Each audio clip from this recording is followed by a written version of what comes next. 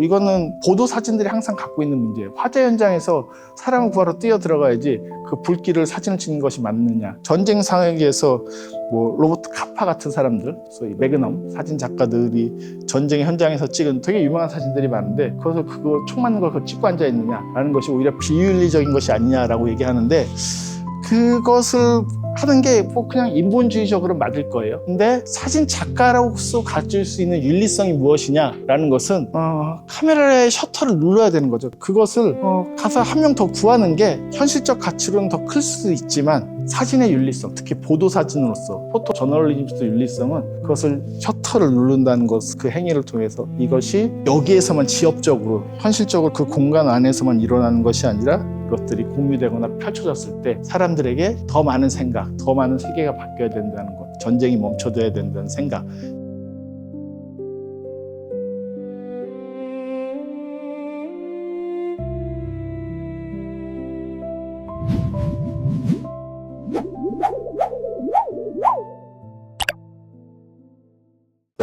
안녕하세요. 저는 이상용이라고 하고요. 오늘 보신 사진의 얼굴 갖고 이야기를 나눠볼 텐데요. 중간에 이제 여기 주인공인 작가님이 그런 말씀 하시죠. 카메라는 기록이다. 너무 당연한 말이지만 사실 어떤 것들은 당연한 것이 되게 중요하게 부각되는 순간들이 있는 것 같아요.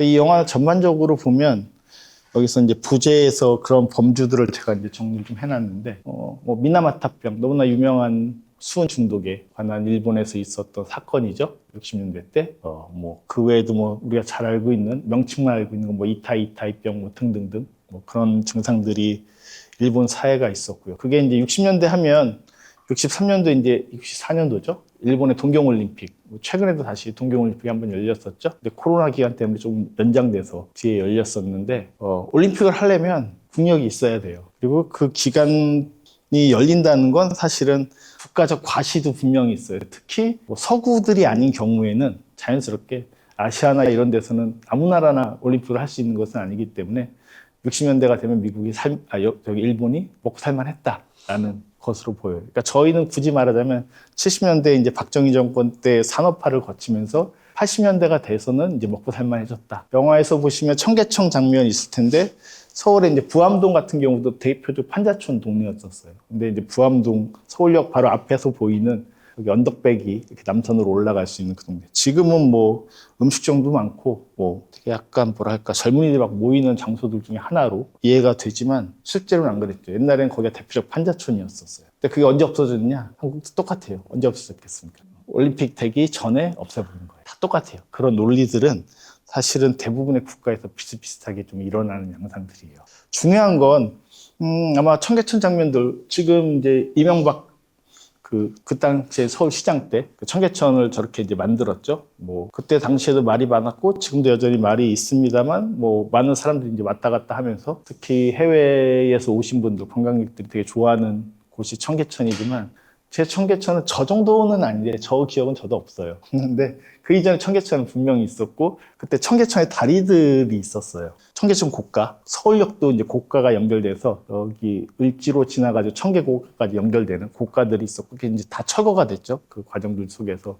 다 철거가 돼서 청계고가 기억 없으시죠? 근데 영화라는 게 매체적 특성상 어떤 기록인 게 이창동 감독님 만드신 영화 중에 오아시스라는 영화가 있어요. 설경구하고 문소리 씨가 나온 영화고 문소리 씨가 이제 그 몸이 불편한 장애 증상을 가지고 있는 그런 여성으로 나오는데 약간 뮤지컬적인 요소가 있는 영화예요. 그래서 그 영화에서 보시면 청계고가를 그때 다 막아놓고 차량을 못 다니게 하고 거기서 노래하고 이렇게 움직이는 장면이 있어요. 그래서 그 오아시스를 보시면은 그 지금은 사라진 청계 고가 다리를 보실 수가 있어요.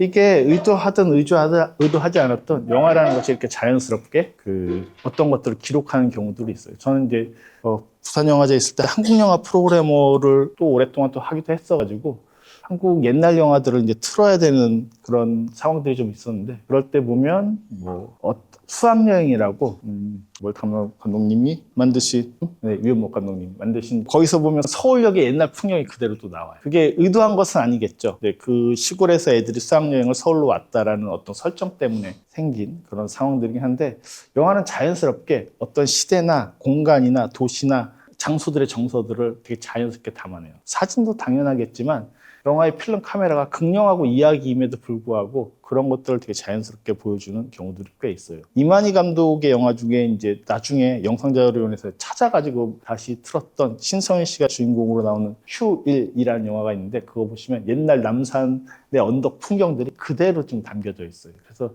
그런 영화들은 귀해요. 역사적 가치로서. 사실 우리가 역사를 이해하거나 기록하고 이해하는 방식은 이제는 영화를 통해서 이해하게 되는 거예요. 혹은 사진을 통해서 이해하게 되는 거예요. 다시 말해서 이미지가 있으면 그 이미지는 어느 정도 실제성이 생겨버리면서 그것을 믿어버리게 될 터인데 그런 것들이 영화에서 만들어질 때 되게 중요하게 다뤄져요. 예전에 이제 역사학자들하고 어떤 컨퍼런스를 한 적이 있었는데 한국 영화 보시면 지금도 1980년대 뭐 광주 때를 포함해서 여기서 광주 얘기가 잠깐 언급이 됩니다만 광주를 포함해서 그런 역사적 순간들을 지금은 20대들은 어떻게 알고 있느냐? 광주를 본 적이 없죠. 물론 저도 보지 못했어요. 그때 그 살아는 있었고 분명히 학교는 다니고 있었지만 광주를 가볼 나이는 전혀 아니었었는데 광주를 뭐 장선우 감독의 꽃잎이라든가 그 영화도 너무나 생경하실 것이고 뭐 택시 운전사라든가 뭐 이런 영화들을 통해서 그 화려한 휴가라든가 이런 영화들로 기억하시는 거죠. 그때가 영화가 어떤 것을 재현하는 장치가 바로 광주라고 믿어버리게 되는 거죠. 사실 좀 달라요. 다름에도 불구하고 역사학자들하고 그때도 토론했던 것들 중에 하나는 이 허구적 가치가 그러니까 이제는 역사적 사료를 갖고 우리가 뭔가 상상하거나 그것을 끌어당기는 것이 아니라 영화적 재현 이미지를 가지고 그 역사가 이렇게 생겼구나라고 미리 예측해버리고 예단해버리고 그것 안에서 논의가 시작된다는 것이 좋기도 하고 왜냐하면 망각되지 않게 하니까요. 하지만 동시에 왜곡시키기도 하고 뭐 이런 부분들이 있다. 그래서 어떻게 정직하게 찍어서 보여주냐. 근데 정직하게 찍으면 또 영화가 쉽지가 않죠. 왜? 돈이 안 되니까요. 자본을 목적으로 하고 있으니까 일정한 스펙터클들을 만들어내야 되다 보니 그 구경거리 속에서 어려운 것들이 있죠. 항상 그래서 왜곡이라는 것은 재현물에서 항상 필수적이에요. 경성시대를 다루고 있는 드라마들, 뭐 이병헌 나왔고 뭐 김태리 나왔던 그런 드라마에서 그때 경성시대가 과연 진짜 경성시대냐라고 한다면 논쟁의 여지가 엄청나게 많겠죠. 근데 우리는 그걸 보면서 그게 경성시대라고 믿어버리는 거예요. 너무나 그런 것들이 유명해지면 뭐 암살을 보고 아, 저때 그랬구나. 암살에 그런 서울 공간이 있었을까요? 경성 공간이 있었을까요? 그렇게 믿어버리는 거죠. 어쨌든 이게 이제 이미지에 대한 영화이기도 해서 그런 부분들도 사전에 말씀드리면서 부제를 설명드리다가 약간 격가지로 샜는데 그 미나마타병을 중심으로 한 내부적인 어떤 것으로 이 사람이 사진사로서 이력을 시작했다고 한다면 또 많은 부분들은 한국을 찍은 것들이죠. 물론 베트남도 찍고 사할 인에 가서 한국 동포들도 찍고 러시아 91년도에 이제 그 문호를 개방했을 때도 찍고 했었지만 그런 이방인적인 시선들이 되게 또 중요하게 후반전에선 다뤄지고 있어요. 근데 카메라라고 하는 것이 어느 보도 사진, 특히 여기서는 이제 보도 사진 작가로서의 자신의 소명의식이나 직업의식에 대해서 여러 가지 인터뷰들을 해주고 있는데 카메라라는 것은 일정하게 이방적 시선들이 있어요. 다시 말해서 CCTV, 여러분들이 CCTV를 원해서 찍히신 건 아니죠? 물론 명목상으로는 안전이죠. 안전을 위해서 찍혀지지만 사실 동시에 감시이기도 하죠. 이걸 어느 위치에서 해석하느냐는 항상 어느 사회나 논쟁적인 부분들이 될 거예요. 그런 점에서 카메라는 개입해요. 그것이 보호를 명목으로 하든 감시를 목적으로 하든 그런 점에서 카메라라는 것은 일정하게 제가 보기엔 이방인적 속성을 가지고 있어요. 외부자적 시선을 가지고 있어요. 이게 뭐 미셸 푸코의 파놉티콘까지 가지 않아도 자연스럽게 더 다른 제3의 시선 위치의 프레임에서 우리를 바라보게 만들어주는 것이 있어요. 더더군다나 일본인이었던 이 주인공 같은 경우에는 한국을 그렇게 찍었다. 물론 여기에 여러 가지 동기들이 있겠죠. 한국인 아내가 있었고 그렇기 때문에 한국에 대해서 좀 더 친밀성을 느낄 수밖에 없었던 여러 가지 조건들도 분명히 있을 거라고 생각을 합니다. 그런 부분들을 뭐 직접적으로 연결해서 얘기하고 있지 않지만 아내에 대한 부분들도 적지 않게 그때 편집 과정에서도 거의 제가 다 봤던 장면들인데 그 내용들에서 보면 한국에 대한 어떤 관심과 호기심이 분명히 있었던 사람이고 왔다 갔다 한국을 뭐 계속 왔다 갔다 하다 보니까 결국 어딜 가게 돼요? 그렇죠. 북한을 가게 되는 거죠. 우리는 갈 수 없는데 가실 수 있는 거죠. 물론 잠깐 우리도 그 김대중 대통령 시절에 북한을 이제 방문하던 경우들이 있었고 저한테도 그런 기회가 있긴 있었는데 제가 결국 가진 않았습니다만 갔다 왔었으면 뭐 평생 울거먹을 만한 어떤 이야기가 있었을지는 모르겠습니다. 어쨌든 그런 이방인적인 부분. 그래서 카메라라는 것이 결국에는 경계적 가치를 갖는 것은 아닌가라고 얘기를 해볼 수가 있을 것 같아요. 경계라고 하는 것은 이쪽도 저쪽도 속하지 않은, 사실은 다 자유롭게 오갈 수 있는, 동시에 이쪽에서도 거부당할 수 있고 저쪽에서도 거부당할 수 있는 그런 카메라에 대한 고민을 이 작품을 보고 있다 보면 자연스럽게 하게 된다라고 말씀을 드릴 수가 있을 것 같습니다. 본격적인 내용으로 들어가기 전에 고이영 감독님을 이미 오셔서 직접 소개해드리면 좋겠지만 오셔도 자기의 작품들을 뭐 굳이 언급하시지는 않을 것 같았어요. 그래서 제가 좀 담아봤습니다. 그래서 주로 이제 물, 불, 삶을 기록하다. 지금도 그 제주도에 계신데 제주도 해녀의 삶을 다뤘던 물숨 같은 작품들을 통해서 2016년도에 본격적으로 등장을 하기 시작하셨고요. 그래서 물숨이라는 작품, 시소라는 작품, 원래 이제 방송 쪽 다큐멘터리가 기본적으로 놓여있던 분인데 되게 오랫동안 촬영을 해요. 물숨도 거의 7년 동안. 해녀를 다룬 그 드라마나 다큐들은 꽤 많죠. 많음에도 불구하고 한 인물을 7년 동안, 오늘 보신 작품도 그냥 뭐 하루 이틀 찍어서 될 이야기가 아닌 거죠. 그분의 행적들, 사진 기록들을 다시 정리하고. 다큐멘터리의 승부는 시간이에요. 얼마나 시간을 공을 들이냐. 근데 여러분 되게 오랫동안 찍었어요. 그래서 되게 문제가 생겨요. 데이터가 많잖아요. 그럼 2시간짜리 어떻게 만들겠어요? 2시간이 왜 기준이 되는지는 의문입니다만, 영화의 기준이 2시간이라는 건 누가 법으로 정한 게 아니잖아요. 근데 어느 순간에 관습적으로 우리는 2시간이라는 영화 속에 되게 적응되어 있어요. 그것도 되게 약간 폭력적인 부분들이 있거든요. 여하튼 그래서 이제 전주에서 이번에 그 상영하는 작품 중엔 헝가리의 감독인 벨라타르의 사탄 탱고라는, 원래 이제 작년에 노벨문학상 탄 그 작가의 작품, 영화가 옛날에 만들어진 게 있는데 그건 다 총 상영 시간이 10시간이 넘어가요. 10시간도 볼 수 있죠. 집에서 시리즈 보시면은 며칠 3박 4일 동안 보실 거 아니에요. 뭐 그때는 괜찮은데 10시간 동안 극장에서 영화를 보러 가면 갑자기 하게 되는 거. 우리의 습관이에요. 사실은 문화라는 건 뭐 다 여기서 그런 작업들을 하시는 분들이어서 더 잘 아시겠지만, 어떻게 습성을 들이냐는 되게 복잡하고 미묘한 동시에 어떻게 보면 되게 단순한 문제예요. 물숨이라는 작품이 있었고요. 시소라는 작품들, 그리고 불숨, 도자기. 아까 보시면 분청사기 때문에 이제 그 72년도에 한국을 이제 자유롭게 다시 들어올 수 있어서, 그 이전에는 다른 거 촬영하다가 이제 찍혀가지고 못 들어왔다가 분청 사기를 찍었다 할 때 그 신문 기사가 나오는데 바로 천안봉 씨에 대한 기사예요. 되게 유명한 한국의 도예가예요. 사실 그렇게 또 연결돼 있어요. 이 사진 작가를 알게 된 인연에는 저 불숨의 천안봉 씨에 대한 거, 그리고 그것을 찍었던 이 사진 작가에 대한 이력 같은 것도 서로 연결돼 있게 되는 거죠. 사실 다큐멘터리 작업을 오래 하다 보면 이것이 또 다른 이야기를 낳고 이것이 또 다른 이야기를 낳고, 뭐 사실 뭐라고 하죠? 소개팅할 때 새끼치기라고 얘기하나요? 시쳇말로? 그런 것들이 되는 것처럼 사실 이야기라는 것도 계속 일종의 연속성과 자기의 관계들 속에서 그런 그물망들이 그려지고 있다. 그래서 천안봉 씨하고 불숨에서는 천안봉 씨의 딸 또 역시 도공으로서 살고 있어요. 그 두 분을 찍고 있는 그런 다큐멘터리였었어요. 그리고 물꽃의 전설. 그래서 여기서 이제 해녀 얘기를 또 한번 찍었기 때문에 한 번 갖고 또 안 되는 거죠. 왜냐하면 한 번 찍고 편집해서 보내고 나면 남은 부분 너무 많아요. 버려야 되는 게 되게 많아요. 아마 작품을 하거나 뭐 사진을 하거나 최종적으로 우리가 에디션을 해가지고 편집해가지고 골라낼 때 항상 이 셀렉팅의 작업이 편집이라고 할 수 있고 정말로 어려운 것이라고 또 할 수 있을 터인데, 그렇게 했을 때 또 어떤 것들이 하나의 목적이 되고 또 하나의 이야기가 되고 하는 과정들을 물숨과 물꽃의 전설을 연결해서 보시면 또 이해하실 수 있는 부분이 된다라고도 할 수가 있을 것 같습니다. 그래서 뭐 여러 특징들이 있으신데 뭐 편히 읽으셔도 되고요. 제가 생각하기에 카메라로 파고드는 것이 고이영 감독의 가장 큰 장기라고 보여집니다. 보면 중간에 인터뷰 중에 상당히 거기에 파고들었다는 점이 매우 중요합니다라고 했을 때, 저는 이 영화 보면서 사진 작가님뿐만 아니라 고이영 감독에게도 적용될 수 있는 말이 지 않을까라고 생각이 들었습니다. 대부분 인물 다큐고요. 한 인물을 되게 집요하게 만들어 오는 것이 오늘 보신 영화까지 포함해서 고이영 감독의 특징이다라고 할 수가 있을 것 같습니다.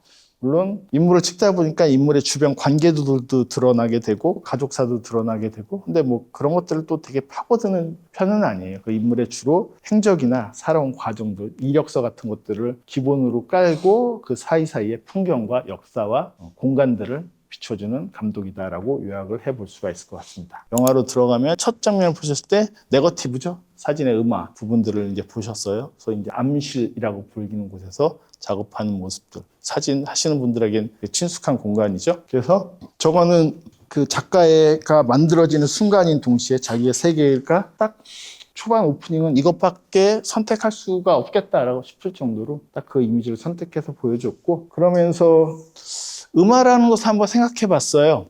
이게 이제 그 음하고 나중에 만나게 되는 사람들이죠. 나중에 서울에서 만나죠. 뭐 저 중에 누군 학생 예정이었고 막 뒤에 설명하는 장면과 연결되게 편집을 해놨는데, 그때 이제 고대 학생들 그때 시위 벌이고 했을 때 그때의 모습들이 이 네거티브 화면과 그리고 실제로 인화했을 때 나오는 화면과의 그런 차이들을 영화 초반 장면에서 보여주면서 음화라고 하는 것들이 결국에는 사진이 필름 상태로 처음에 이렇게 확인해서 보게 됐을 때는 우리가 예상하는 것과 정반대의 이면성이 있는 거죠. 빛과 밝음과 어둠도 반대이고 동시에 좌와 우도 바뀌게 되고, 이런 것들이 사진이 되게 재밌는 방식인 동시에 우리가 다른 면에서 완전 반대면에서 세계를 바라보게 한다라고 이 음화에 대한 생각을 해볼 수도 있을 것 같아요. 그 얘기는 뭐냐면 카메라를 들고 바로 대상을 찍는다고 하지만 그것이 현상을 거치기 전에 음화의 과정에서 확인할 때, 루페스로 이렇게 확인할 때, 루페로 확인할 때 그 과정들을 보면은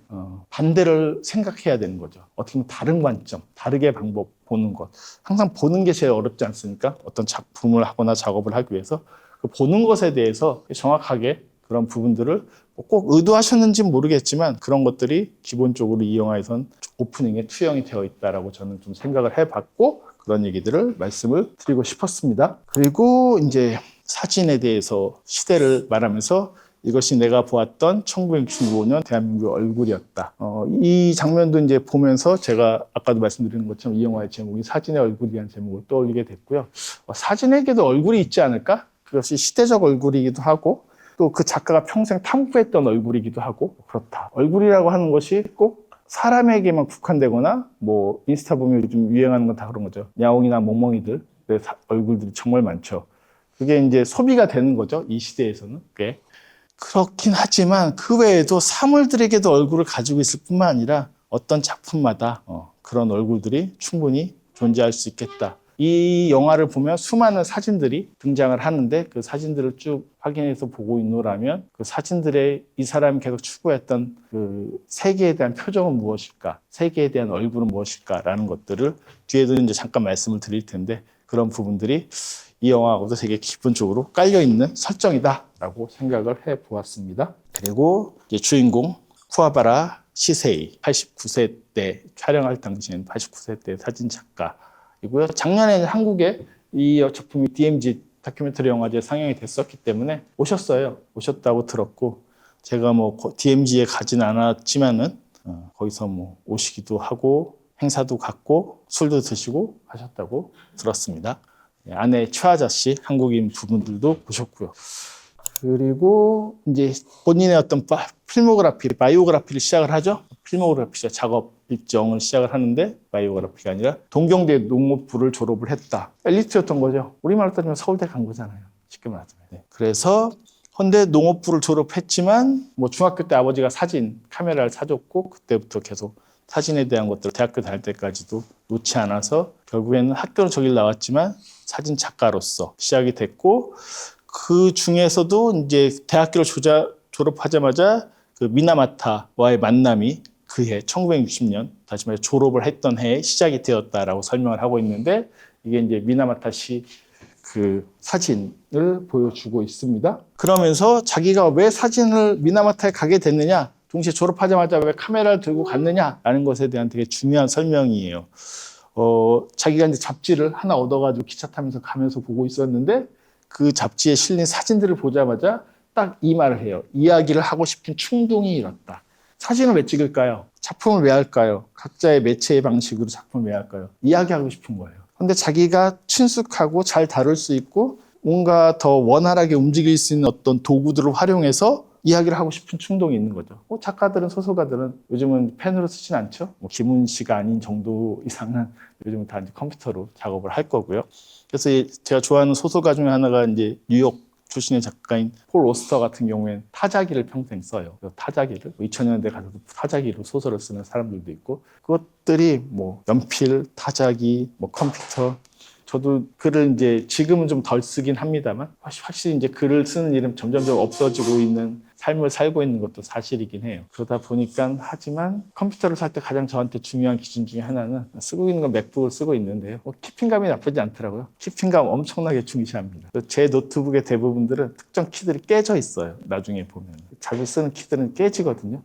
가끔 이제 여쭤보고 싶은 거죠. 뭐 핸드폰 얼마나 오래 썼니가 아니라 노트북 쓰면서 글을 쓰는 위치에 있는 사람들은 자판 깨져본 적 있니? 뭐 이렇게도 물어볼 수 있는 거죠. 각자의 도구들이 있을 거예요. 그림 그리시는 분들은 붓이 꺾어지거나 뭐 그런 경우들이 다 있으실 거고요. 다 사람마다 자기가 애지중지하는 되게 오래 손때가 탄 어떤 물건들이 있을 것 같습니다. 어쨌든 중요한 건 그러한 매체를 통해서 이야기를 하고 싶은 충동이 일었다. 그것이 되게 중요한 매개라고 생각을 합니다. 그래서 그 지역에 가서 그 사람을 만나는데 그 의사를 만나는데 사진으로 과연 뭘 할 수 있느냐라는 질문을 받았다는 거죠. 그랬을 때 나는 포토 저널리즘 이 사람의 기본적인 입장이고 그 세계관이고 그래서 이것을 통해서 알리고 싶다. 알리고 싶다고 했지만 알린다는 것 동시에 이야기를 발화하고 그 이야기를 공유하고 던져주고 싶다라는 그런 차원의 얘기가 되겠죠. 그래서 이야기한다는 것은 모든 예술이 갖고 있는 기본적인 속성이라고 생각이 들어요. 우리는 어떤 식으로든 물론 그 이야기하는 스타일과 형식들은 뭐 모던한 방식도 있을 것이고 여러 가지 것들이 있을 건데 어떤 충격요법도 있을 것이고 결국에는 어떤 이야기적 효과를 일으키느냐가 되게 중요한 거고 사진을 봤을 때 우리한테 호기심을 일으키고 이야기를 일으킨다면 이분의 사진들은 이 영화 내내 보셨지만 어떤 것들을 궁금하게 만들어주죠. 분명히 저건 도대체 뭐였을까라고 하는 그 질문이 되게 직관적이고 중요한 이 사진, 포토저널리즘으로서 지금 보도사진이라고 볼 수 있는데 이 사람에게는 되게 중요한 방식이었다라는 것을 확인해 볼 수가 있습니다. 그래서 사진은 바라는 이야기고 이 사람이 이제 미나마타병인 그 미나마타시에 가서 찍었을 때 한 가족에 대한 얘기를 해요. 그 가족 얘기가 제가 처음 미나마타에 왔던 건 1960년 7월이었는데 그 한 가족, 엄마가 한 가족을 찍었어요. 이 가족들 중에서 첫째 딸이 태어났는데 그 첫째 딸이 미나마타병에 걸린 거죠. 그래서 약간 좀, 저건 뭐지? 라고 오해를 불러일으킬 만한 대사도 있었어요. 딸이 독을 다 가지고 가서 둘째는 괜찮았다 이런 식으로 얘기할 때 약간 뭐 사람 따라서는 불쾌할 수도 있겠다 싶은 그런 순간인데 뒤에 이제 다른 얘기를 하기 때문에 그 앞에 말만 듣지 마시고 끝까지 이 편집에서 무슨 얘기를 하는지 잘 들어보셔야 돼요.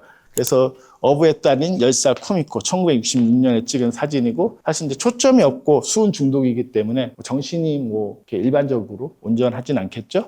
그래서 정직하게 말한다면 환자인 그 소녀에게 카메라를 들이 대고 싶지 않았다라고 이제 얘기해요, 이 작가가. 그렇죠. 뭐 이거는 보도 사진들이 항상 갖고 있는 문제예요. 화재 현장에서 사람을 구하러 뛰어 들어가야지 그 불길을 사진을 찍는 것이 맞느냐. 전쟁 상황에서 뭐 로버트 카파 같은 사람들, 소위 매그넘 사진 작가들이 전쟁 현장에서 찍은 되게 유명한 사진들이 많은데 그것을 총 맞는 걸 찍고 앉아 있느냐라는 것이 오히려 비윤리적인 것이 아니냐라고 얘기하는데 그것을 하는 게 뭐 그냥 인본주의적으로 맞을 거예요. 근데 사진 작가로서 가질 수 있는 윤리성이 무엇이냐라는 것은 카메라의 셔터를 눌러야 되는 거죠. 그것을 가서 한 명 더 구하는 게 현실적 가치로는 더 클 수도 있지만 사진의 윤리성, 특히 보도 사진으로서 포토 저널리즘의 윤리성은 그것을 셔터를 누른다는 것, 그 행위를 통해서 이것이 여기에서만 지엽적으로 현실적으로 그 공간 안에서만 일어나는 것이 아니라 이것들이 공유되거나 펼쳐졌을 때 사람들에게 더 많은 생각, 더 많은 세계가 바뀌어야 된다는 것, 전쟁이 멈춰져야 된다는 생각, 미나마타병이 이런 비극이 다시는 일어나지 않아야겠다는 생각, 이런 것들을 일으킬 수 있다고 한다면 그 자체가 더 중요한 윤리성의 문제일 수 있다라는 차원의 얘기들을 하고 있습니다. 그 부분들을 좀 잘 이해하실 필요가 있고 그래서 자기가 선택한 사진은 오히려 얘가 되게 괴로워하거나 일그러진 어떤 표정이 아니라 되게 약간 비어있는 그래서 그 사진이 실린 페이지에서 사람들이 볼 때 멈추도록 하고 싶었다라고 얘기를 하고 있어요. 그때 멈추는 그 순간은 오히려 약간 침묵하는 순간, 오히려 약간 덜 뺀 순간, 그래서 더 과장하거나 더 크게 만들어주는 것이 아니라 오히려 더 줄임으로써 생각하게 되는 그런 얘기들을 되게 중요하게 했습니다. 피사체가 충격적이면 충격적일수록 오히려 힘을 뺀 사진이 역설적으로 더 효과를 낼 수 있다라고 하면서 쿠미코가 보이지 않는 눈으로 천장에 종이약을 보고 있는 사진을 그 예시로서 연결해서 보여주고 있습니다. 그걸 되게 잘 이해해야 돼요. 그래서 현실의 윤리성과 어떤 예술의 윤리성이 종종 충돌할 때가 있는데 그 충돌이 나쁜 거냐? 되게 재단은 되게 쉽게 해요. 사람들의 판단은. 하지만 저는 예술의 윤리성이라고 하는 것들에 이렇게 헌신할 수 있는 사람이라고 한다면 그것을 통해서 더 큰 것을 할 수도 있다. 더 큰 차원을 일으킬 수도 있다라는 것들을 이 영화가 기본적으로 가지고 있는 태도이고 기본적으로 우리에게 보여주는 부분들이 아닌가 싶습니다. 그래서 이제 자기 고향 마을, 심지어 이제 쿠아바라 사진관도, 시립미술관 사진관도 이제 따로 있는 거죠. 그렇죠. 여기가 이제 장욱진 미술관이 근처에 있는 공간이죠. 뭐 그런 것처럼 많은 지역이나 도시의 어떤 그 지역을 대표하는 예술가의 미술관이나 기록관들이 존재를 하고 있는데 이분도 이제 그런 분들 중에 하나이고 여기서 보시면 이미 1965년도쯤에서는 뭐 상도 타고 되게 놀라운 신이 등장했다라고 하고 있고 지금의 모습을 보시면 저 부인께서 한국인 부인이 왜 일본까지 쫓아왔을까 되게 의심스럽지 않습니까? 근데 저 때 사진을 보면 우리 사진을 봐야 돼요. 잘생겼어요. 더군다나 동경대 나온 수재예요. 뭐 올만하지 않겠습니까? 최화자 씨뿐만 아니라 저 때 저 사진을 보면은 충분히 그럴만 했겠다라는 생각이 들고 이제 친구이기자 마을에서 이제 중요한 그 유지겠죠. 그래서 이제 이분께서 미술관을 이제 만들게 된 이력서에 대한 설명도 해주고 또 하나는 이제 가족에 대한 설명이 있어요. 장남이고 뭐 음악도 하고 영상도 찍는 그런 장남. 나중에 보면 그 미나마타 그 위령제 때 같이 가는 그런 장면도 영화 속에서 보시게 되는데 이때 보면은 둘째 얘기를 해요. 기억 안 나세요? 둘째가 없는 거죠. 죽은 거죠. 가족의 상처를 쓱 한두 컷으로 지나가면서 얘기를 하기 때문에 우리가 캐치를 못하지만 마을의 자랑인 동시에 이 남자, 이 작가가 갖고 있는 어떤 가족적 상처들에 대한 얘기들도 동시에 보여주겠습니다. 그리고 나서 딱 한 번 나오는 거지만 이렇게 의안, 오른쪽 의안을 넣는 장면도 영화 속에서 보시게 돼요. 근데 소위 말해서 이제 한쪽 눈으로 셔터를 눌러왔다는 건 보통 사람은 아닌 거죠. 근데 그것이 어렸을 때 그랬다고 하죠. 뭐 증기가 그 당시에는 지금 같은 그런 KTX 시절이 아니지 않습니까? 그래서 그런 가스나 이런 것 때문에 눈을 증기에서 실명을 하게 됐다는 사연도 보여주고 있고요. 그래서 이런 가족적 상처들이나 개인적 어떤 상처들 이런 것에 크게 개의치 않고 지금은 보면 나중에 의사 장면도 있죠. 다리 무릎에 혈류가 제대로 흐르지 않아서 일단 불편하게 절고 있음에도 아들과 함께 그 위령제 때 찍은 사진 장면에서도 보시면은 굳이 이제 사다리로 올라가서 그것에 카메라나 셔터를 계속 누르고 있는 건 어떻게 보면 엄청난 프로죠. 그게 좋으냐? 뭐 되게 멋있다라고 느끼실 수도 있고 가족적 입장에서는 싫을 수도 있어요. 그래서 아들도 나중에 아버지에 대한 얘기를 한마디 하잖아요. 아버지로서는 약간 빵점이었어. 이런 식의 뉘앙스를 하고 아내도 역시 그런 얘기를 하고 존경받을 만한 인물이지만 가족에게는 훌륭하지 못한 그런 아버지일 수도 있겠죠. 완벽할 수는 없어요, 사람이. 가족에서도 완벽하고 예술가로서도 완벽하고 일로서도 명성이 있고 이런 경우가 전 세계에 몇 명이나 있겠습니까? 그런 거 원래 없다. 이 영화를 보면서도 새삼스럽게 다시 그런 것을 느끼게 된다라고도 할 수가 있을 것 같습니다. 보시면 계속 가족 얘기가 나와요. 이제 특히 아내를 만나게 된 과정들. 69년에 자동차 회사를 다니고 있을 때 작가들하고 이제 같이 왔었다라고 하는데 왜 일본 사람들 왜 많이 왔을까? 라고 생각해 보면 한국의 초기 공업 산업들은 일본 산업을 엄청나게 벤치마킹하거나 다 영향을 받았죠. 자연스럽게 그럴 수밖에 없는 것이고 다른 사진 작가들하고 같이 있었고 좀 그 복장도 좀 재밌어요. 그래서 이 컷은 일부러 가져왔는데 거의 저때 저런 거 이렇게 모자 같은 거 쓰고 안내양 같은 모자 쓰시고 그렇게 하는 뭐 일본어를 잘 하셔가지고 그런 역할들을 하셨다라고 얘기를 하는데 저때 가끔 보면 복장이나 이런 것들이 지금 시대에는 예상할 수 없는 그런 여성들의 복장들을 종종 보게 돼요. 그래서 아내분을 보일 때, 이 화자 씨를 보일 때도 최화자 씨의 모습들이 그런 것들이 좀 있다. 그리고 처음을 프로포를 받고 이제 일본으로 건너가게 되죠. 근데 진짜 딱 옛날 아버지 세대, 제 아버지 세대와 비슷해요. 저희 어머니하고 아버지가 처음 신혼집 차린 얘기하고 되게 흡사해서 깜짝 놀랐거든요. 갔더니 저희 어머니 말씀에 따르면 방에 이불 하나밖에 없었대요. 냄비 하나랑. 그래서 지금은 상상도 하지 못하겠죠. 지금 결혼하려면 엄청난 준비와 세팅들을 다 하는 시대가 왔지만 옛날에 그런 게 어디 있었겠습니까? 그게 일본의 이분도 비슷했다라는 것도 좀 흥미롭게 보였던 부분들이긴 합니다. 그리고 가족으로서 아까도 얘기했던 것처럼 아버지로서는 부족한 부분이 있다. 되게 순화해서 말한 거죠. 훨씬 셌겠죠. 그리고 아내분도 화자 씨도 아무리 말을 해도 일체 들어주지 않아서 그래서 이제 자기가 한국에 돌아가기도 했었다. 근데 본인도 인정한다. 인정하는 게 뭐가 중요하겠습니까? 이럴 때 인정하는 게 별로 안 중요해요. 냉정하게는. 인정해도 그냥 마음대로 사는 거잖아요. 카메라 들고 매일 나가면서. 그렇기 때문에 한마디로 저는 스스로는 결함투성 인간이라고 생각을 하지만 그래도 이제 자부심은 딱 익은 거죠. 그리고 이 영화가 선택된 이유겠죠. 이 인물이 선택된 이유.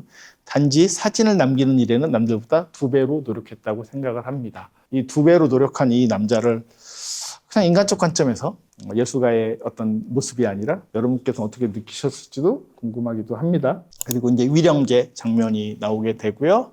미나마타 위령제가 2024년 5월 1일에 어쨌든 고이영 감독이 이때는 카메라를 들고 이분들이 이제 위령제 사진을 찍는 것을 볼 수 있게 되고 그래서 그 작업하시는 과정들을 자연스럽게 보게 되고 아들의 그 내레이션을 넣어가지고 마흔을 바라보는 나이에 높은 사들에 올라가서 촬영하는 것이 좀 대단하게 느꼈다라고 하면서 또 아들을 찍고 있는 아버지를 보여주는 것을 고이영 감독이 또 카메라를 담기도 하고 이 영화에서 또 많이 나오는 게 엔딩에서 나오는 장면이 그 2024년도 막 시위가 벌어졌을 때 찬반 양론의 시위들이 계속 광화문에서 벌어졌을 때 이렇게 이분이 그 약간 우비도 아니죠. 거의 뭐 비닐포대로 같은 거 이제 둘러쓰고 찍는 저 뒷모습. 이 영화에서는 의외로 저분의 뒷모습이 많이 나와요. 사진 작가의 뒷모습이자 현장에서 떠나지 않는 모습이자 항상 거기에 머물러 있는 모습이라서 이 영화 전체를 통해서 일종의 마스터샷이 있다고 한다면 저는 저 장면을 꼽겠습니다. 영화 맨 뒤에도 연결되는 그런 부분들이고 그래서 아들이 이제 아버지랑 처음 위령제에 와서 이 미나마타 시를 촬영을 하면서 나 혼자만이라도 또 올게. 저거 시켰는지 자연스러운 발로인지 모르겠습니다만 어쨌든 아들이 아버지의 어떤 일정한 작업들, 행위들을 이어가겠다라고 또 고백을 해주는 순간까지도 약간의 감동과 그런 감상들을 저에게 전달해서 보여주고 있습니다. 그리고 미나마타 초기에 이제 찍었던 사람들 포함해서 다시 만나서 그 할머니와 얘기하는데 되게 중요한 얘기를 해요. 사실은 나중에 보면 뭐 애 죽고 해서 없어져 가지고 걔가 어떻게 생겼는지 기억을 못 하는데 이렇게 사진을 찍어 주셔서 옛날 일을 떠올릴 수 있다면서 이 가족 사진 모습을 보여주는 거죠. 사진은 그런 거죠.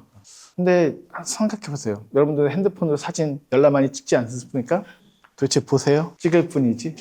우리는 찍는 행위 자체로 이제 끝나는 시대에 살고 있는 거 아닌가요? 그것이 덮어지고 용량 초과되면 지워버리고 클라우드에 모든 것을 맡겨버린 채 클라우드가 붕괴되면 우리의 세계도 붕괴될까요? 그럴 수도 있어요, 실제로. 그런 시대가 아닐까. 가끔 저런 아날로그 사진들 한 장이 뭐 아날로그에서 좋다라기보다는 온전하게 그 위치를 점유하고 있다는 느낌 때문에 좋은 거예요. 디지털화된 것들에 특히 핸드폰에 있는 사진들은 점유되지 않죠. 그 공간에서 부유하죠. 떠돌고 있죠. 그래서 사실 우리를 포착하게 만들거나 다시 되새김질하게 잘 만들지 않는데 뭐 저는 이제 제가 쓰고 있는 핸드폰은 일정 타임 때문에 사진이 알아서 막 또 나타나요. 그래서 내가 이듬해 한 5년 전에 내가 갑자기 바르셀로나에 있었구나라는 것을 보면서 내가 있었지라는 걸 환기시켜주는 그런 뭐 기능들이 있긴 하지만 제가 어느 순간에 지워버리면 그것은 존재하지 않겠죠. 그런 시대라고 한다면 이 사진들이 갖고 있는 가치는 무엇인가라는 생각도 있고 또 그런 고백을 하죠. 미나마타는 저에게 있어서 계속되는 테마이고 아마 저는 죽을 때까지 몸만 멀쩡하면 계속 오겠습니다라고 고백하는 순간 이 사람에겐 사진은 기록이다라는 말을 했지만 동시에 사진은 책임인 거죠. 기록하는 자의 책임. 그 윤리성을 지탱하는 힘은 계속 오는 거죠. 내가 평생 처음 찍었고 그래서 유명한 사진가가 됐고 그 가족들과 관계를 맺었고 그 대상들에게 다가갔고 뭐 여러 가지 뭐 명성도 얻었고 여러 가지 뭐 이득도 있었겠지만 사실 이 사람에게 더 중요한 것은 죽을 때까지 계속 오겠다라는 저 고백. 아마 죽을 때까지 계속 가시겠죠. 몸과 다리가 멀쩡한 이상은 계속 오시지 않을까. 저 책임성이 가장 존경스러운 부분이에요. 아무나 쉽게 할 수 없는 부분이기도 할 것이고요. 그리고 이제 그 한국으로 넘어가기 전에 이렇게 이제 베트남에 갔던 일, 그다음에 아프가니스탄의 1988년 사진 더 많은데 그냥 대표적인 사진 처음에 나오는 것만 가져왔어요. 사흘 이내 1989년 한인동포, 91년에 소련 붕괴가 되면서 이런 사진들을 찍었다라고 하면서 자기가 이방에서 찍은 사진의 대부분 다 한국과 관련된 한국을 기록한 것이었다. 라는 얘기를 합니다. 그래서 이 영화가 그 사진의 얼굴이 한국에서도 개봉하지만 일본에서도 개봉을 동시에 해요. 그렇게 되는 이유 중에 하나는 한국을 보여주는데 저 사람이 갖고 있는 기록들이 있는 거죠. 그것들을 보게 됐을 때 어떤 인상들을 가질까. 그게 한국에 대해서 사실 되게 절반 이상이 한국에 대한 장면들로서 이때부터 채워지기 시작을 합니다. 그중 십수만 컷은 한국을 촬영을 했고, 뭐 여기 너무나 유명한 그 부산에 있는 마을이죠. 저 마을 이름 뭐더라? 벽화마을 있고 색깔 알록달록한. 관광객들 여전히 많이 와요. 제가 이제 부산 맨날 왔다 갔다 해야 되기 때문에 부산에서 다른 영화제 일을 지금도 하고 있어서 좀 유명한 지역인데 해운대하고 이제 반대편에 있어요. 부산역을 기준으로 하면 동쪽이라고 한다면 이쪽은 서쪽에 있는 그 지역인데 여전히 외국 관광객들은 저 사진 한 장 때문에 많이들 오신다고 합니다. 그리고 옛날에 찍은 사진들의 그 지역의 모습들, 저 모습이 지금은 이렇게 바뀌어 있는 거죠. 그 모습들이 나오게 되고요. 계속 이제 현재와 회상을 섞어서 보여줍니다. 그래서 이제 아내와 함께 한국으로 가는 장면들이 펼쳐지는데, 그 전 장면이 의사 장면이에요. 의사 만나서 다리 혈류 수술. 한 뭐 2, 3년만 살아도 부정히 다닐 거예요. 그러니까 더 오래 사셔야죠. 뭐 그런 얘기들을 나누는 장면들도 있었고요. 아내가 그러죠. 당신 다리도 안 좋은데 너무 무거운 거 가져가지 마라. 그러면 이제 캐리어가 있는데 캐리어도 다 부서질 것 같은 그런 캐리어를 가지고 있죠. 뭐 카트로 끌고 갈 거야라고 얘기하고, 뭐 과거에 이제 한국 처음 갔던 1964년 8월 3월의 일도 얘기를 하고, 내가 한국을 취재하기에 처음으로 한국 땅에 들인 것은 1964년 도였는데 분단 한국이라는 특집 기획 기사를 취재하기 위해서 갔던 거였고, 그때가 바로 그 한국이 휴전한 지 딱 11년째, 50년대 때 휴전하고 11년째 된 때 처음으로 한국을 방문했다. 그 명목으로 왔었던 것이다 라고 얘기를 해요. 그게 1964년 8월 3일 때 일입니다. 그리고 지금 아내와 함께 다시 한국을 가게 되는 과정들을 오버랩 시켜서 보여주고 있는데요. 과거와 이제 현재들 얘기들을 하고 있는데, 현재 딱 왔더니 이때도 이제 시위가 심할 때여가지고 전국의 경찰 버스가 모두 서울에 모여 있는 것 같네라고 얘기하는 장면들이 택시를 타고 가면서 이렇게 보여지고, 택시인지 뭔지 정확히 모르겠습니다. 어쨌든 차 안에서 그렇게 얘기를 하는 거고, 과거에 그때 갔을 때 무슨 일이 있었냐? 학생 데모로 혼란스럽고 급기야 위수령이 발동됐다. 위수령이 뭐냐면 자막 화면으로 나오죠. 그 군사 정부 박정희 시절 때 데모 금지하면서 데모하면 다 잡아갈 거야라고 명령들이 내려오는 거죠. 원래 집회자의 시위의 집회의 자유가 민주주의 사회에서는 있어야 되는데 그게 생긴 지가 생각보다 오래 안 돼요. 보장이 됐던 게. 옛날에는 뭐 시특하면 항상 싸웠죠. 정경들하고 싸우거나, 아니면 옛날에 들어보셨는지 모르겠지만 백골단 뭐 이런 정경들 조직들이 또 있기도 했었고, 그때 고대 얘기를 해요. 학생들이 도망치다가 빠졌는데 그 하수로가 꽤 깊어서 그것을 찍었던 이 사진, 나중에 단독샷으로도 이렇게 보여주는 그런 부분. 그때 시위의 이유는 한일 국교 수복, 다시 말해서 이제 박정희 정권 때 그때 이제 돈을 받았죠. 일정하게 돈을 받았어요. 왜? 이제 우린 경제력이 필요하니까 돈을 받으면서 과거에 그때부터 이제 위안부 문제는 계속 반복되는 거예요. 그런 것들을 그냥 일단 없는 걸로 해라는 것으로 돈으로 퉁치는 것이어서 대학생들이 엄청나게 시위를 했어요. 야, 지금 일제강점기로부터 벗어난 지도 얼마 안 됐는데 그 친일파라든가 여러 가지 청산이 정리가 안 된 이 상황에서 국교 수복을 한다고 네 맘대로 하면서 이제 막 시위를 했더니 저것들이 빨갱이야 뭐 하면서 이제 잡아가고 했었던 저 시기 60년대 때부터 사실은 간섭 말아라 뭐 저런 것들 얘기들을 한일 관계들이 이제 문제가 됐고, 그것 때문에 와서 찍게 된 거죠. 이 사람은 되게 객관적 이치를 취하고 있는 거죠. 일본인이지만 한국인 아내가 있고, 사실은 대학생들을 그때 일본과 하는, 뭐 전통적으로 보면 일본과 하니까 좋은 거 아니야? 라고 할 수 있겠지만 절대 그렇지 않는 사람이란 것들이 이 한국에 처음 왔을 때 시기하고도 맞물리면서 정확하게 보여집니다. 그랬던 분이었고요. 그리고 65년도에 그 이승만 대통령 장례식 행렬. 저 사진 보면서 저 깜짝 놀랐어요. 대단했다는 건 알고 있었는데 그 53년도에 러시아에서 스탈린 죽었을 때만큼 돼요. 아니 생각해서 지금 우리나라에 누가 죽는다고 저 남대문 앞에 저렇게 다 모여 있겠어요. 어머니들 막 울고 난리 버거지잖아요. 도대체 우리에겐 대통령이란 무엇이지? 라는 것을 새삼스럽게 생각하는 사진이에요. 저 사진 한 장이 한국인의 어떤 정체성에 대한 많은 얘기들을 사실 해줘요. 우리도 생각해보면 복잡한 종자들이죠. 쉽지 않은 거죠. 그래서 아직까지도 세대 간의 어떤 갈등이나 이런 것들이 잘 해결이 안 되는 거죠. 그래서 저 대통령 장례 행렬 저 사진을 보기만 해도 와, 저렇게 모였단 말이야. 근데 저 사진이 없었으면 우리는 저걸 알 수 없죠. 그냥 말만 들어도 뭐 수천 명이 모였어. 그러면 야, 광화문의 시위에도 수천 명은 모여. 야, BTS가 공연만 해도 수만 명은 모여. 라고 말하는 이 시대를 살고 있기 때문에 별거 아닌 것 같지만 전 BTS 공연이 아니거든요. 저렇게 모였다. 가능할까요? 지금 누가 죽는다고 한국에서? 그런 거예요. 쉽지가 않아요. 그래서 코멘트를 하시죠. 사진은 오직 역사의 연장선에서 현재 사건이나 현장만을 기록할 수 있고, 그러나 가치 중립적인 태도로 보여주지만 가치 중립적인 것은 원래 없어요. 뭐 샤르트 때문에 뭐 모든 것은 참여다, 뭐 이런 식으로 꼭 굳이 설명드리지 않아도 모든 행위는 정치적일 수밖에 없어요. 저것도 뭐 현장을 기록했다는 그 사실 자체만으로도 정치적인 거예요. 정치적인 게 나쁜 게 아니에요. 우리는 항상 정치적인 어떤 액팅을 취할 수밖에 없는 거예요. 무엇을 한다는 것은. 완전히 정치적으로 탈각돼서 가치 중립적으로 있는 것이다? 그건 완전히 개소리이자 환상에 불과해요. 그런 건 존재하지 않아요.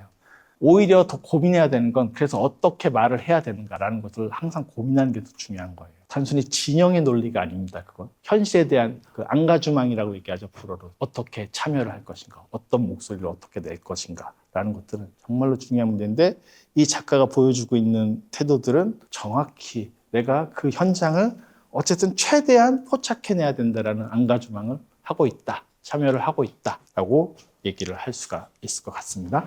그리고 청계천 사진들 보여주죠. 현재 바뀐 청계천, 65년도부터 68년도 사이에서 청계천을 찍었고, 한국인들이 그랬다고 하죠. 쿠와바라 씨, 청계천을 찍으면 곤란해요. 왜? 한국 지지 못 사는 풍경들이니까. 그런 얘기를 진짜 많이 들었을 것 같아요. 그런데 이 사람은 오히려 그 양쪽에 흔히 하는 말로 난민 아파트가 쭉 이어졌습니다. 뭐 번역을 난민 아파트라고 했지만 난민촌인 거죠. 판자촌들이 쭉 놓여 있었던 풍경들. 한국은 그랬어요. 그게 우리의 역사라는 걸 저는 뭐 부끄럽지도 쪽팔리지도 않아요. 뭐 그랬던 걸 못하고 지금 그런 건 아니잖아요. 근데 오히려 이 쿠와바라 씨는 하지만 한국에 사는 모습에 자기가 생명력을 느꼈다라고 얘기를 해요. 그래서 계속 청계천이 그때 찍었던 사진들에 대한 얘기를 해요. 사람들이 그 얼마나 그 똥물이겠습니까? 애들이 낮에는 거기서 놀아요. 근데 아침에는 거기서 변을 막 붓고, 실제 청계천이 그랬어요.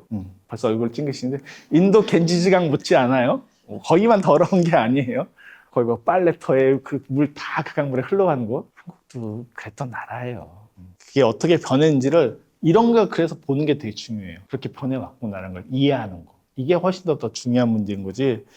우리가 지금은 멸균되고 되게 깨끗하고 서비스 되게 좋은 것들만 살고 있으니까, 제가 90년대 때 유럽을 갈 때만 해도 기억나는 게 항상 유럽이 더 좋다고도 사람들이 인식을 했었어요. 서비스가 그쪽 훨씬 더 좋다고 생각을 했었어요. 근데 저는 2000년도 넘어가면서부터는 한국이 훨씬 더 좋다고 생각을 했어요. 이미 좋아지기 시작을 했어요. 근데 그래도 여전히 다 그런 선민의식들이 있었어요. 근데 지금은 유럽 가는 게 훨씬 더 불편하다고 얘기했죠. 거기서 뭔가 서비스 받고 하는 게 훨씬 불편하고. 근데 이 쿠와바라 씨는 여기서 생명력을 느꼈다고 얘기를 해요. 그게 전 되게 중요하다고 생각을 해요.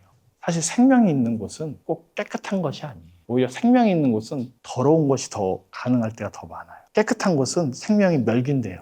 건조돼요. 이건 뭐 에스포지토나 이런 이탈리아의 정치 철학자들이 얘기하고 있는 바이오 폴리틱스, 생명 정치라고 하는 개념과도 연결될 수 있는데, 꼭 그렇게까지 생각하지 않으셔도 실제로 우리가 생존의 조건이라고 하는 것들이 무엇인가에 대해서 생각을 해보셔요.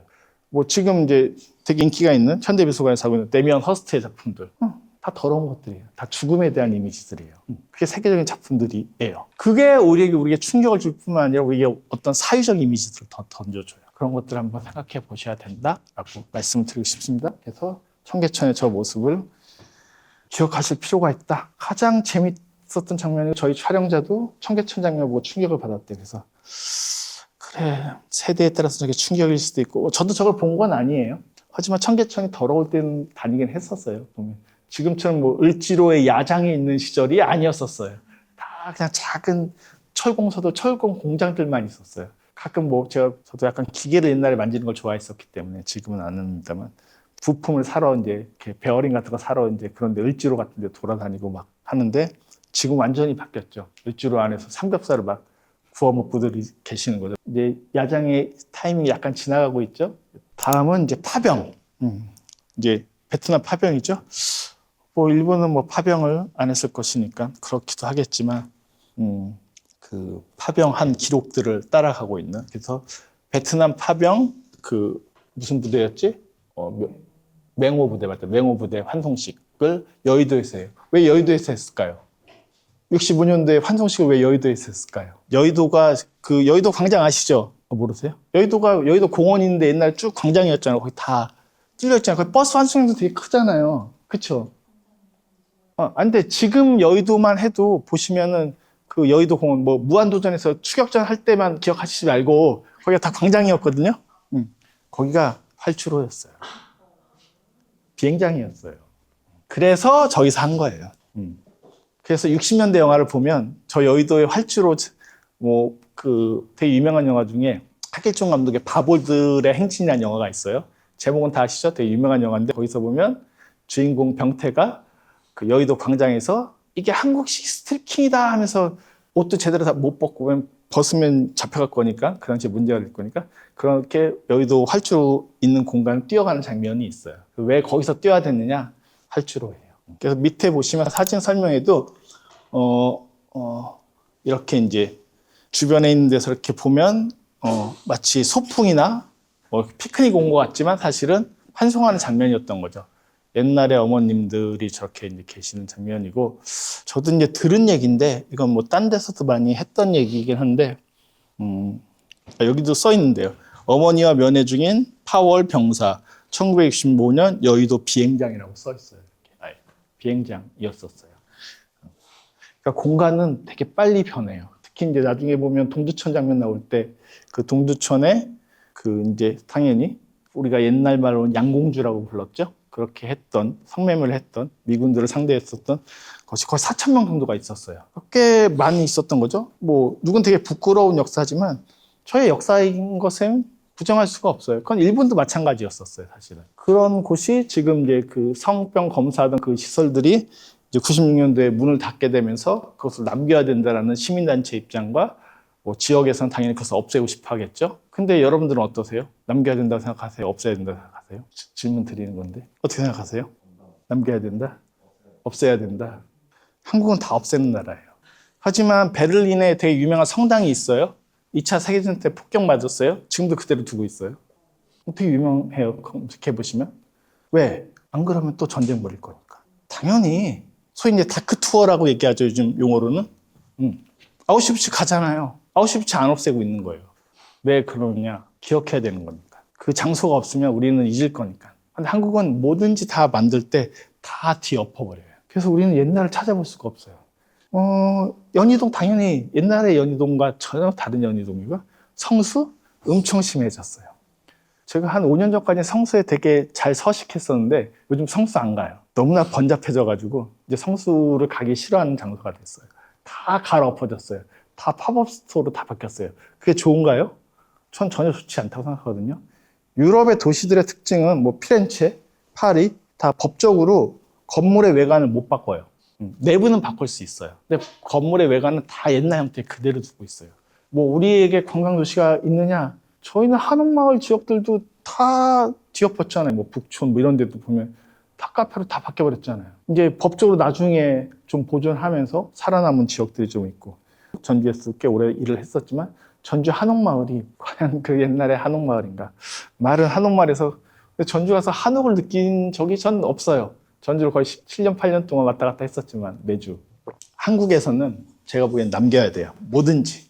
그것을 갈아엎는 순간에 우리는 망각하는 나라예요. 그래서 되게 망각력이 빨라요. 역사적인 것들이나 사회적인 것들에 대해서. 그래서 우리는 맨날 같은 짓을 똑같이 과오를 매번 저지르고 있는 것도 이런 기록과 관리와 보존과 그 이미지를 대하는 태도의 문제와 무관하지 않다라고 할 수가 있을 것 같습니다. 근데 포토저널리즘의 잔혹함도 얘기하죠. 포토저널리스트는 잔혹합니다. 인간의 한계 상황을 기록하는 사진을 찍는 작업이므로 그런데 거기에서 울거나 눈물을 흘리거나 셔터 누르기를 포기하는 건 오히려 그것이 비윤리적이다. 아까 했던 말이 계속 연장이에요. 그 얘기들을 하고 있어요. 아까도 얘기했던 것처럼 매그넘의 사진, 로버트 카파의 사진처럼 전쟁의 현장에서 사람을 구해야 되는데 사람 죽는 걸 찍고 앉아있네? 그렇게 말할 수 있지만 아까도 얘기했던 이미 윤리성에 대한 설명을 한번 드렸어요. 다시 부연하진 않겠습니다만 그것을 찍어야 되는 거죠. 그럼으로써 세계의 비극, 세계의 비참함을 알려야 되는 것이 이 의무다라는 것을 다시 한번 강조해서 설명해서 보여주고 있습니다. 그리고 베트남 사진전, 사진은 기록이다라는 말을 이때 이제 모두 연설해서 하시는 거죠. 그래서 약 15,000명의 맹호사단을 파병했을 때 촬영했습니다. 그리고 자기가 깨달았던 건 다시 가려고 했는데 사이공이 이제 들어갈 수 없는 상황이 되어버린 거예요. 그러자 자기가 이제 전에 베트남 가서 찍은 사진을 보고 아 이게 기록이구나, 이것이 의미가 있었구나. 그때 안 찍었으면 베트남이라고 하는 것이 이 사람 손에는 하나도 남아있지 않은 거죠. 그러니까 그 현장에서 남겼다는 그 사실 자체만으로도 충분히 의미가 형성된다라는 얘기도 해서 보여주고 있습니다. 그리고 이제 동두천 얘기들을 하고 있죠. 뭐 초반에 이제 약간 설정을 하고 있어요.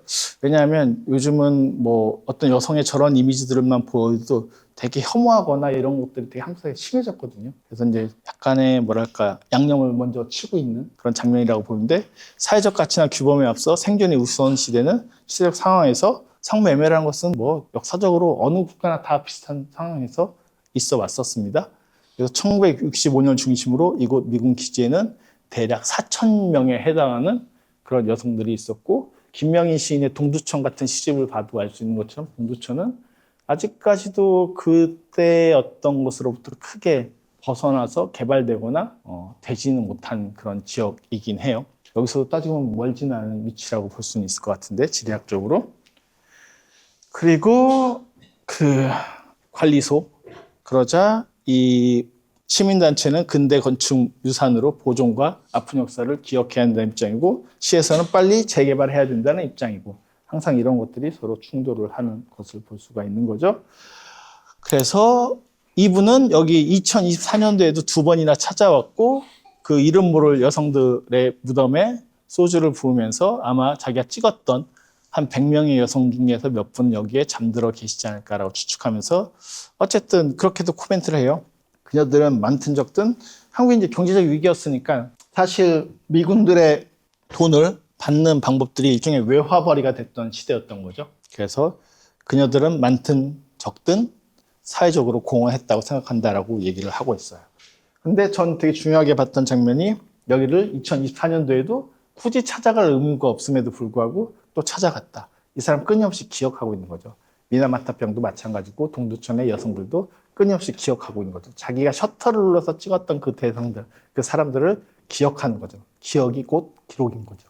그리고 그런 것 때문에 한국에 못 들어오게 되고 72년도에 이제 완전히 다시 들어올 수 있게 되자 도공들을 담기 시작하면서 분청 사기를 찍었는데 되게 재밌는 얘기를 하죠. 그 당시 개박 그릇이라고 했다고. 지금은 도자기에 대한 가치가 이제 되게 인식이 달라져서 높았지만 한때는 그랬던 사회였던 거죠. 근데 그런 것을 누구보다 빨리 캐치를 했었고 천안봉 그 도공에 대한 이런 기사들도 일본에 저렇게 알려질 정도로 나왔던 거죠. 그래서 아까도 말씀드렸던 것처럼 이 고희영 감독의 불숨이라는 작품에서는 이 천안봉 작가와 천안봉 작가의 딸을 다루고 있기 때문에 같이 이렇게 이 작가와 천안봉 씨와 고희영 감독이 서로 매개가 돼서 그런 인연이 있었다라고 할 수가 있을 것 같고 그때 또 한 가지가 이제 한국 왔다 갔다 하면서 도공들을 찍고 있었는데 광주 사태가 일어났고 아내로부터 연락을 받았는데 갈 수가 없었던 거죠. 좀 뒤늦게 알아서 되게 안타까워하고 계세요. 그래서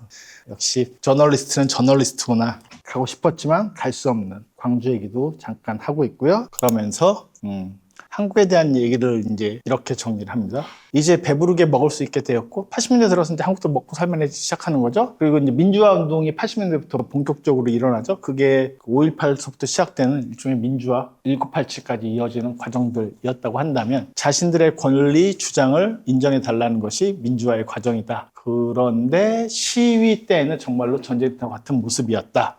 하지만 이런 시위들을 이렇게 다루지만 여기에 희생에 대해서 땀 흘린 것에 대해서 오열한 것에 대해서 얘기하지 않는다. 내 카메라가 굳이 기록을 할 필요가 있다면 나는 한국 근대화와 한국의 근대화 경제성장의 밑거름이 되는 그 사람들의 보이지 않는 오열들, 그런 것을 사진으로서 기록하고 싶다라고 하는 것들이 최종적인 이 작품의 멘트이자, 이 사람은 그 현장을 찍고 싶은 것이라기보단 거기서 있는 수많은 민중들, 보이지 않는 사람들, 청계천에서도 그 민중들, 그 아이들, 그 모습들의 모습, 시선들, 동두천에 사실은 그들은 단순히 가족 때문에 혹은 뭐 단순히 누구는 돈을 벌기 위해서 동두천에 온 사람들도 있겠지만, 결과론적으로나 큰 시스템적으로는 한국의 경제적인 외화벌이에 되게 크게 어떤 역할들을 했었다는 것을 무시할 수 없다. 그들의 희생을 무시해서는 안 된다는 것이 이분이 한국을 찍었던 여러 가지 이유 중에 하나다라고 얘기를 해볼 수가 있을 것 같아요. 그래서 항상 카메라든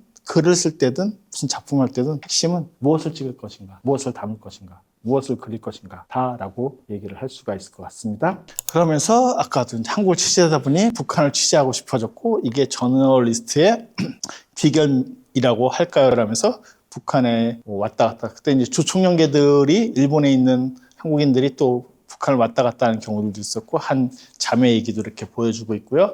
86년부터 95년까지 7차례나 방문을 했고, 자신의 희망은 통일이 된 한반도를 자유롭게 영위하며 환영할 수 있는 날이 올 것인가 라는 것이다 라고 하면서, 저게 되게 재밌게 들렸어요. 저 사람은 이방인이고 일본인인데 통일에 대한 이미지를 생각해요. 우린 통일 생각하나요? 절대로 아니죠. 그렇죠? 왜 우린 통일 생각하지 않죠? 통일되는 걸 원하냐 원하지 않느냐 이렇게 질문하면, 최근에 어떤 앙케이트에서 나온 건데 60% 이상이 원하지 않는 쪽이에요. 근데 약간 질문이 잘못됐다라고도 얘기해요. 그 앙케이트에 대해서. 원하냐 원하지 않느냐가 아니라, 그러면 만약에 북한이 어쨌든 어느 시점에서 체제가 무너질 수도 있잖아요. 그랬을 때 러시아가 가져가도 돼요? 중국이 가져가도 돼요? 일본이 가져가도 돼요? 그건 안 되는 거죠. 결국 우리 마음에서는 이어지고 싶은 거예요. 근데 우리가 질문을 원하냐라고 물어보면 다 싫대요. 근데 딴 놈이 가져가는 건 안 된대요. 그럼 우리 마음은 뭐겠어요? 가져와야 되는 거죠. 사실 질문을 되게 잘해야 되는 문제거든요. 단순히 현실적인 경제적 환원의 문제가 아니라 이 정체성은 꽤나 복잡하다. 근데 무엇보다도 흥미로웠던 건, 이분이 통일의 이미지를 보고 싶다라고 하는 건 그냥 단순한 수사는 아닌 것 같아요. 7차례나 갔다고 하시니까 그만한 이유가 있겠죠. 그리고 이제 거의 이제 끝으로 왔습니다. 지금도 24년도에 왔던 탄핵 찬성 집회, 반대 집회도 같이 보여주고 있어요. 왜냐하면 어느 한쪽의 진영만을 담았다라고 할까봐. 그래서 카메라를 통해서 목격하고 기록할 수 있었다는 것, 나는 분명히 운 좋은 사람 아니냐, 혜택받은 사람이다 라고 얘기를 하면서 영화가 끝이 나고 있습니다. 그래서 지금도 기록하시고 있고요. 아까도 말씀드렸던 이 뒷모습, 이 뒷모습이 이 영화의 가장 중요한 이 작가로서의 운명. 자기 집은 저렇게 수많은 책과 어지러운 사물들과 빈 침대로 채워 있지만, 이분은 저 빈 집에 있는 것이 아니라 항상 저 현장에서 카메라를 들고 무언가를 찍고 있는 거죠. 그래서 우리가 뒷모습을 볼 수밖에 없는 것은 현장에 머물러 있기 때문이고, 현장에 머물러 있다는 것이야말로 포토 저널리스트로서의 운명이자 이 사람의 숙명이자 이 사람의 삶의 방식이었다. 그것을 확고히 전해주면서 뒤에서 저렇게 끝나? 뭔가 더 크게 한 방 감동을 주는 거 없어? 원래 결말이 여러 가지 버전들이 있었는데 저는 이게 어쩔 수 없이 열린 결말이 될 수밖에 없겠다. 이 작품은 이 사람이 ING이기 때문에 계속 지금도 뭔가 작업을 하고 있기 때문에, 그래서 지금 저 뒷모습으로 끝날 수밖에 없다라는 생각이 들었고, 지금도 아마 몸이 성하시다고 한다면 계속 사진과 카메라의 셔터를 어디선가 누르고 세계에 대한 관심, 세계의 비참을 지금도 기록하고 있는 분이다라는 생각을 해보게 됩니다. 네, 제 얘기는 여기서 마치도록 하겠습니다. 감사합니다.